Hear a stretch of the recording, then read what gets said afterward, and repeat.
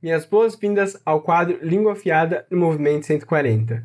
No vídeo de hoje, nós vamos analisar um argumento feito por Felipe Neto em seu vídeo de defesa sobre a Blaze, site de cassino online, após ser acusado por Daniel Penin de lucrar quando seus seguidores perdem dinheiro. Mas antes, já curta o vídeo, se inscreva no canal para acompanhar mais conteúdos como este. Você também pode deixar aqui embaixo comentários e até sugestões para próximos temas. Nós também estamos no Instagram, basta procurar por movimento.140. Recentemente explodiu um vídeo denúncia feito por Daniel Penin que tinha como alvo não somente o site de cassino online, a Blaze, mas também os influenciadores que divulgaram essa marca, em especial o Felipe Neto. E é claro, depois de tantos ataques, o Felipe Neto gravou um vídeo resposta contestando, se defendendo de algumas das acusações feitas por Daniel. O que me chamou a atenção, além da treta em si, foi um dos argumentos usados por Felipe Neto para desqualificar uma das críticas feitas por Daniel Penin. Mas antes de a gente entrar nos trechos, dar uma olhada aqui no que foi dito, eu quero deixar bem claro que esse vídeo não é um ataque à Blaze ou ao Felipe Neto e muito menos uma defesa ao Daniel Penin. Isso aqui é uma análise do ponto de vista sociolinguístico, não é para defender um ou outro. Então esse foi o trecho do vídeo original do Daniel.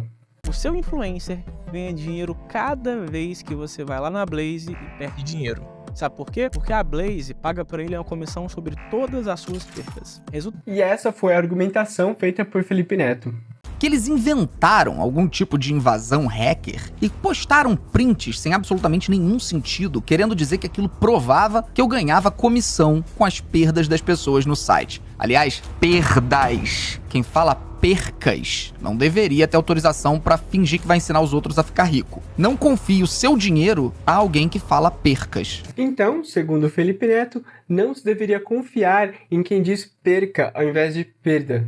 Mas qual que será que é o problema de dizer perca? Para começar, que as duas formas existem sim na norma padrão, que é aquela que prescreve, que dita o que é certo e errado, que diz se o que o falante disse é gramatical ou não. E as duas formas derivam do verbo perder, mas elas têm classes e formas diferentes, obviamente. Então, a forma perda é a substantivação do verbo perder. Já perca é o verbo na forma do imperativo ou do conjuntivo. Vamos dar aqui uma olhada em alguns exemplos para entender melhor como se usa cada forma.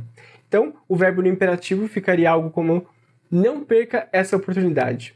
Então, aqui o verbo no imperativo.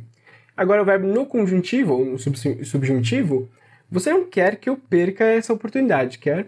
E, por último, o verbo como substantivo. Esse vídeo foi uma perda de tempo. Então, as duas variantes exprimem essa ideia de perder, mas com usos e funções diferentes dentro da frase. Mas pensando agora um pouco fora da gramática prescritiva, normativa, nós vemos que no vídeo do Daniel, da Blaze, ele diz que a Blaze paga para ele, Felipe Neto, uma comissão sobre todas as suas percas. Aqui, percas é um substantivo, as percas, e, como nós vimos na gramática prescritiva e no vídeo do Felipe Neto, deveria ser perdas. Bom, então tudo que o Daniel disse deve ser descredibilizado, ninguém pode levar esse cara a sério, porque ele diz percas e olha o jeito que ele fala, não é? Na verdade, esse tipo de argumentação é uma expressão do preconceito linguístico que não tem base científica nenhuma para descredibilizar alguém ou argumento, ou pior, humilhar uma pessoa pelo jeito que ela usa a língua. De novo, só para deixar muito claro, isso não é uma defesa do que o Daniel Penin faz ou do que ele defende, mas aqui a gente está analisando o que o Felipe Neto usou para descredibilizar a pessoa e o argumento que ela usou. Em primeiro lugar, para quem gosta do argumento de se não está no dicionário, está errado, essa forma, perca, está sim nos dicionários, como o Aurélio, o Royce e outros dicionários digitais por aí, como sinônimo de perda. E a sua definição é exatamente a mesma, mas tem uma ressalva. Essa forma, perca, é tratada como coloquial, não preferível ou informal da forma original perda. Ou seja, pelo seu uso generalizado e bem estável pelos falantes de português, os dicionários incluíram essa forma não oficial como sinônimo de perda. E, aliás, isso não acontece só no português brasileiro, não. Eu deixei aqui embaixo na descrição do vídeo um artigo sobre o uso de perca e perda no português de Moçambique. E aqui se analisa tanto os falantes de português como língua primeira, como os falantes de Bantu como língua primeira, mas que tem o português como língua segunda. Antes de ler o artigo, eu só peço que tenha um pouco de cuidado porque eu discordo quase em absoluto com as causas que o autor traz como o porquê das pessoas trocarem as duas variantes, perca e perda. Mas o que é interessante é como ele aborda o caso das palavras parônimas e como se trabalha muito pouco isso no ensino moçambicano. As palavras parônimas são aquelas que têm som ou grafia muito parecidos, como é o caso de prefeito, perfeito e perca e perda, só para citar alguns. O autor aponta a falta de leitura de dicionários e de gramáticos como uma das causas principais da confusão entre as duas palavras, o que é bem difícil de sustentar, para ser sincero, porque esse tipo de material é produzido mais para consulta do que para uma leitura contínua.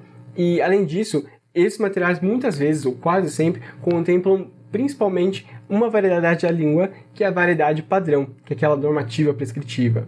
E esse tipo de língua só existe num contexto de escrita e em contextos em que se é obrigado a usar social ou legalmente uma linguagem regulada por um órgão nacional, como, por exemplo, redação de texto para concurso, em veículos de comunicação do governo ou da mídia em geral.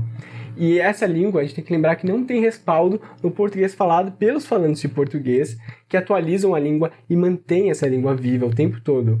E foi assim que toda a língua foi criada, foi assim que toda a língua evoluiu e assim que vai continuar sendo, porque é o processo de evolução de todas as línguas. O que eu acho ser a causa mais provável entre a confusão entre as duas variantes é a forma verbal irregular do verbo perder no conjuntivo e no imperativo.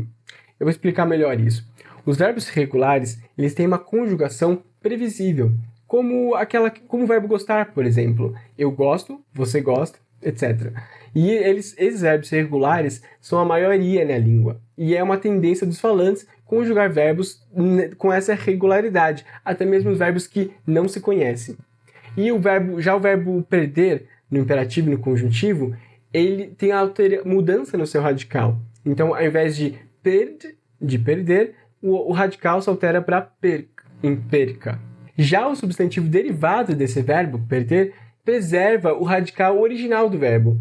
Perda, perde. Olha o radical como se manteve aí.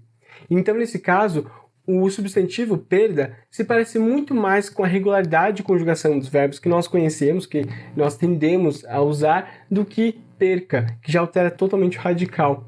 E é isso que, por exemplo, pode causar essa confusão nas pessoas entre perda e perca e mostra, na verdade, que a gramática está na cabeça dos falantes e que busca sempre uma regularidade, uma estabilidade e nem sempre corresponde a um livro artificial de regras que não corresponde de fato ao que a língua é. Aliás, pelo uso generalizado de perca nas comunidades falantes de português, é muito mais provável que perca de tempo seja uma forma muito mais preferível do que perda de tempo. Portanto, o argumento feito por Felipe Neto, como em outros casos ele também já fez, é só uma reprodução de preconceito linguístico que busca desqualificar o discurso do outro. Isso tudo baseado no acesso que essa pessoa preconceituosa teve ao ensino formal, teve às gramáticas, e que parte sim de uma postura bem elitista que se vê como superior. Não porque usa a língua de uma forma melhor, como se isso existisse, mas simplesmente porque essa pessoa decorou uma irregularidade que está prescrita num livro que não necessariamente corresponde ao que se fala fora da escrita formal. Muito obrigado por ver esse vídeo até o final. Já deixa aqui embaixo seu curtir e se inscreva no canal para acompanhar mais conteúdos como este. Você também pode deixar aqui embaixo comentários e até sugestões para próximos temas. Também nós estamos no Instagram, basta procurar por movimento.140. Muito obrigado e até a próxima.